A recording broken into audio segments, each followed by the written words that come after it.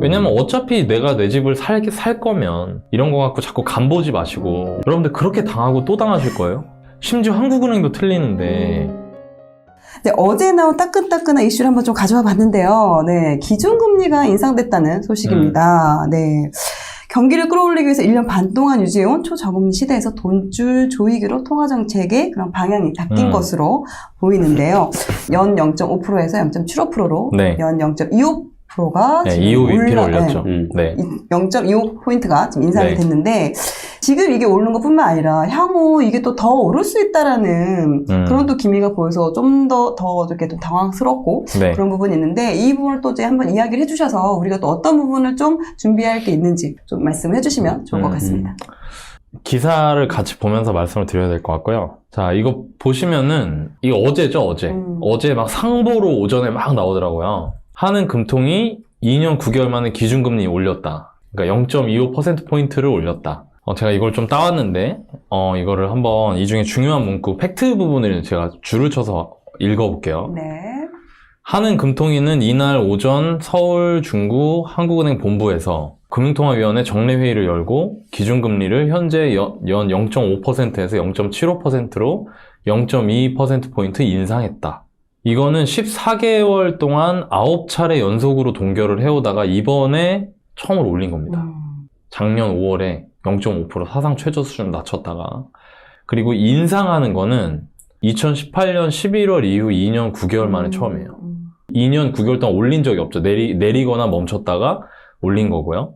지금 현재 한국은행 총재인 이주열 총재가 취임한 이후로는 세 번째 인상이다. 이제 이게 지금 이제 팩트입니다. 팩트. 이게 부동산에 어떤 영향을 줄까 이거에 대해서 관심 있는 분들이 많으실 텐데 그 전에 우리 기준금리를 공부를 한번 해볼까. 네네. 이거 알아두면 좋잖아요. 그렇죠? 그렇죠? 여러분들 또 나중에 비슷한 뉴스나 이슈가 있을 때 대응하실 수도 있고. 도대체 왜 올렸을까? 이거를. 크게 네 가지 요인이 있어요. 네. 첫 번째, 가계비 때문입니다. 우리나라 가계부채 OECD 중에 GDP 대비 1등 이런 얘기 많이 들으셨을 거예요. 우리나라는 진짜로 가계대출이 많은 나라입니다. 가계대출 금액이 늘어난다 이거는 별로 의미 없어요. 왜냐면 여러분들이 자본주의에 대해서 어느 정도 공부해서 아시겠지만 항상 자본주의는 부채 크기가 늘어나기 때문에 가계부채가 통계 작성일에 가장 많았다. 이거는 사실 어떻게 보면 자본주의라는 경제체계 아래서는 어떻게 보면 당연한 거예요. 통화량이 부채를 통해서 돈을 풀면서 부채를 통해 늘어나기 때문에 이건 당연한 거예요. 가계부채가 어제보다 또 늘어났는데 가계부채가 줄어드냐 이거는 오히려 말이 안 되는 거고요. 이제 문제는 뭐냐면 증가 속도가 너무 빨라. 그러니까 1년 전과 비교해서 168조 6천억이 늘었어요. 이거는 동일한 1년이라는 기간 동안 사상 최대 증가폭인 거거든요. 이거 가계부채 증가 속도가 매우 심각하다. 이렇게 판단을 할 수 있는 거죠. 늘어나는 건 맞지만 속도가 너무 빠르다. 그러니까 위기다. 그래서 금리를 통해서 가계부채 증가 속도를 억제해야겠다라는 배경이 있는 겁니다. 첫 번째. 자, 근데 금리를 올리게 되면 어떤 염려되는 부분이 있을까? 그 생각을 해야 되거든요. 그걸 같이 봐야 되니까. 여기 보면 물가 안정 목표 2%를 상회할 것으로 보인다. 그 얘기는 뭐냐면 금리를 올렸을 때 이제 경기가 갑자기 아직 회복이 안 된 상태에서 금리를 올리면 경기가 꺾어지거나 안 좋을 수 있거든요. 그러니까 물가도 2% 정도 올라줘야지 좋은 건데 2%보다 만약에 물가가 안정 목표를 못 더 낮게 되면 가계부채가 늘어난다고 해도 금리를 함부로 올릴 수가 없는 거예요. 근데 물가 안정 목표 2%를 지금 넘고 있죠. 4월에 2.3, 5월에 2.6, 2.4, 2.6. 그러니까 2%를 계속 넘으니까 이거 이 정도면 금리를 올릴 수 있는 컨디션이 조성이 됐구나 라고 볼 수 있는 거예요. 그리고 또 하나 더 있습니다. 지금 코로나 때문에 경기가 안 좋잖아요. 근데 이거를 소비지표를 통해서 또 확인할 수 있어요. 무슨 얘기냐면 소비지표가 너무 안 좋아. 그러면 금리 올릴 수 있을까요? 어렵죠. 그랬다가 코로나 이것 때문에 가까스로 이렇게 좀 회복되려고 하는 거로 한 번에 또 눌러서 죽여버릴 수도 있으니까 그걸 못해서 소비지표도 본다. 근데 소비지표를 보면 코로나19에도 불구하고 큰 영향을 받지 않고 있는 것으로 나타났다. 백화점 매출 늘고 할인점 매출 늘고 온라인 매출은 46%가 늘었대. 괜찮네, 소비지표도. 그 다음으로 마지막 7월 수출액. 그러니까 대외적인 경기 상황도 보는 거예요. 우리나라는 이제 수출 의존도가 높은 나라이기 때문에 7월 수출액이 554억 4천만 달러로 1년 전보다 29.6% 증가. 이거는 기저효과가 있어요. 왜냐면 작년 7월이 굉장히 코로나 때문에 안 좋은 시기였기 때문에. 그것도 있지만 그럼에도 불구하고 역대 최대치다.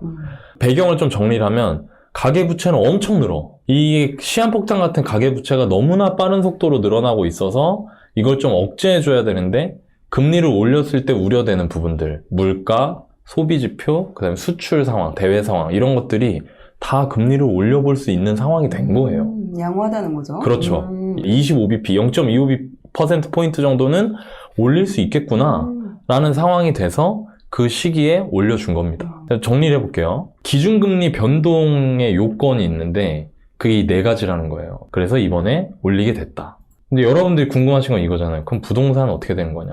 저희가 예전에 한 3달 됐나? 우리 구해줘 초반에 금리와 부동산을 같이 이야기한 적이 있어요. 네네, 있었어요. 그 영상을 요 위쪽에 띄우거나 링크를 걸어 드릴 테니까 그것도 같이 보시면 공부가 될 거고요. 지금까지 우리나라의 부동산 그 매매 가격 움직임과 금리의 움직임, 이거를 한눈에 볼 수 있는 걸 이제 찾았어요. 이게 역대 금리 인상 기준 주택 가격의 변화입니다. 2005년부터 지금 2021년 현재까지 최근 16년 동안 3차례의 금리 인상기가 있었어요. 자, 1차 인상기.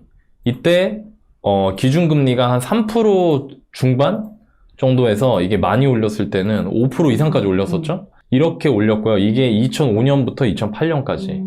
근데 이때 아파트 가격은 금리를 올렸는데도 가격이 막 올라. 그리고 이때가 흔히 우리가 얘기하는 이제 이전 장애 꼭지, 서브프라임 터졌을 때죠. 서브프라임이 터지니까 금융위기 상황이 생긴 거잖아요. 그러니까 우리나라 한국은행에서 금리를 굉장히 빠르게 내리면서 대응을 합니다. 이 속도 보세요. 지금 1년 사이에 3% 이상을 떨어뜨렸거든요. 기준금리를. 근데 매매가가 떨어지는 거야, 이때. 원래 금리가 떨어지면은 그 가격이 올라간다고 그렇죠. 생각하는 게 상식적이잖아요.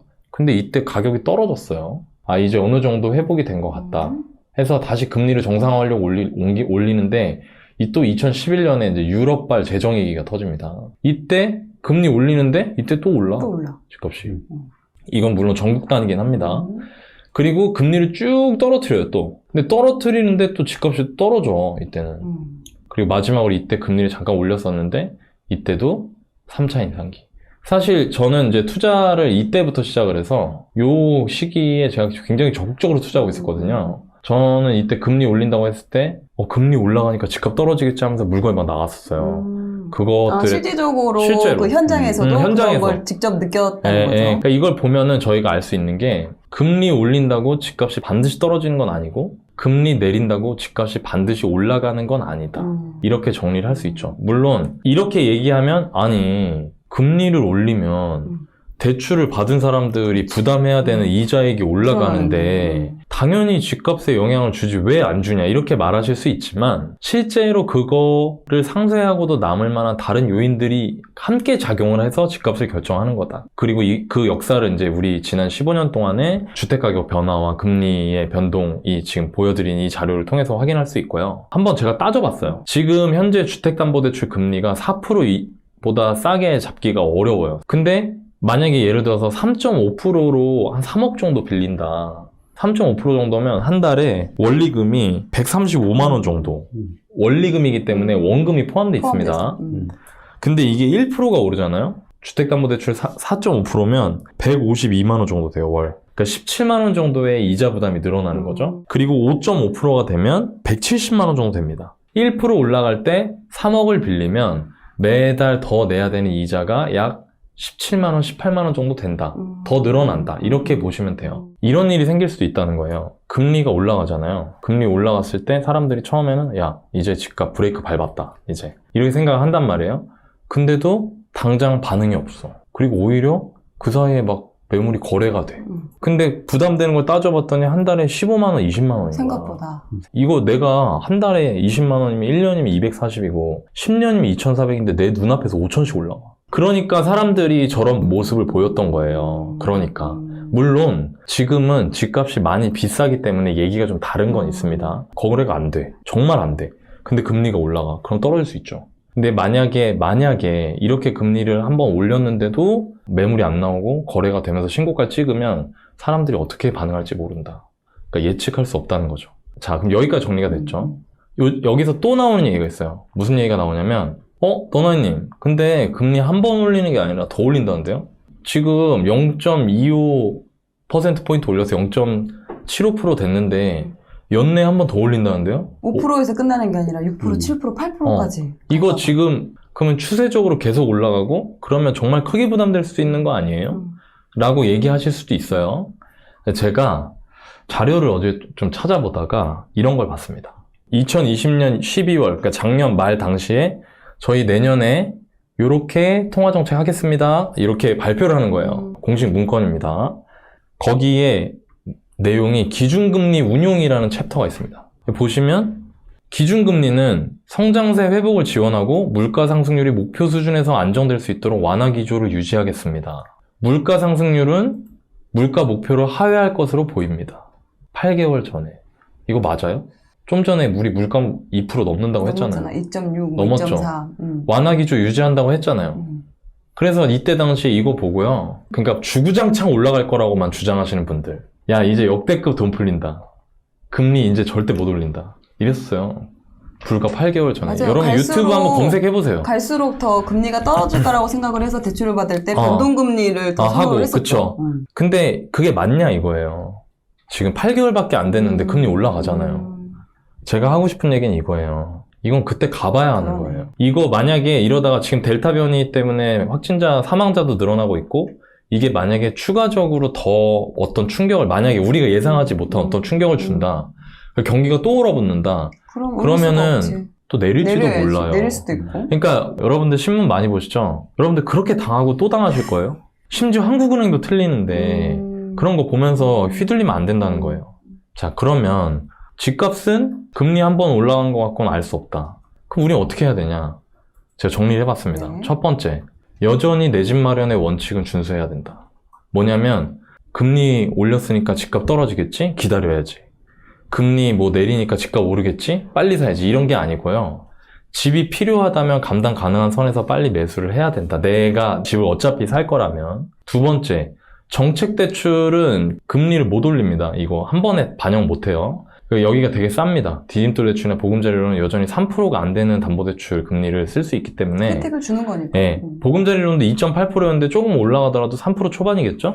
그러니까 가장 유리합니다. 이 정책 대출을 쓰실 수 있는 분들은 더더욱 당장 금리가 올라간다고 해서 막 뭐 이렇게 내가 더 부담해야 되고 이런 것도 없다는 거예요. 그런 분들은 잘 활용하시는 게 좋다. 세 번째, 변동금리 선택하실 때 좀 주의하실 필요는 있을 것 같아요. 신혼부부나 출산을 앞두고 있어서 외벌이가 예정이 되어 있다. 이런 분들은 만약에 금리가 올라가게 되면 또 내가 안 그래도 소득이 반으로 쪼그라드는데 금리까지 올라가면 부담이 굉장히 커지잖아요.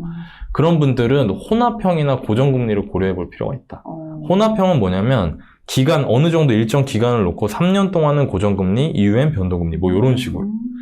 금리가 고정돼 있으니까 대신 변동금리보다 높지만 그만큼 차익을 보험료라고 생각하는 거예요. 네, 그것도 괜찮을 것 같고요. 네 번째, 이거는 내가 내 집 마련하고자 하는 아파트 단지도 어느 정도 있고 그 단지들 많이 다녀가지고 아파트 가격이나 이런 게 내가 좀 빠삭하다. 그런 분들, 그러니까 즉 내가 준비가 돼 있으면 지금부터 이전 거래가 대비해서 좋은 물건을 찾아보시는 거. 이런 얘기 나오잖아요. 항상 물건이 나와요. 흔들리는 사람들이 있으니까. 있어. 영향을 받는 사람들이 있으니까. 반드시. 우리는 오히려 그런 거를 좀 더 거기서 이제 좀 내가 기회를 보자는 볼 거지. 수 있는 거지. 그러니까 제가 아까 얘기했잖아요. 2018년도에 금리 올릴 때 저는 사실 좋은 투자 많이 했습니다. 그때. 내가 준비되어 있으면, 그러니까 이건 뭐냐면 내가 어떤 A라는 단지를 아는데 거기가 시세가 뭐 6억 7천이야. 이거보다 싼 거 없어. 근데 갑자기 어느 날 6억 5천짜리 나온 거야. 그럼 이거 봐라. 그럼 싸다는 걸 나는 가서 거기 시세를 파악을 했으니까 알잖아요. 그치. 가서 보고 괜찮다. 어차피 난 내 집 마련 할 거다라고 하면 그런 물건들을 찾아보시기에 오히려 좋은 기회가 될 수도 있다. 예. 요거까지. 그러니까 몰입이 필요한 시기죠, 지금은. 그런 거를 찾는데 시간도 에너지도 많이 쓰시는 게 좋을 것 같아요. 요렇게 기준금리 인상을 바라보시면 여러분들 내 집 마련에 좀 도움이 되지 않을까 싶습니다. 그 사람들의 우리 흔들릴 게 아니라 그런 것들을 좀 잘 어떻게 보면 그렇죠. 기회로 삼을 수 있는 거죠. 어떻게 어떻게 정말 좋은 말씀을 해주신 것 같아요. 네. 왜냐면 어차피 내가 내 집을 살 거면 이런 거 갖고 자꾸 간보지 마시고 어차피 여러분 못 맞춰요. 저도 못 맞추고요. 한국은행도 못 맞춰요.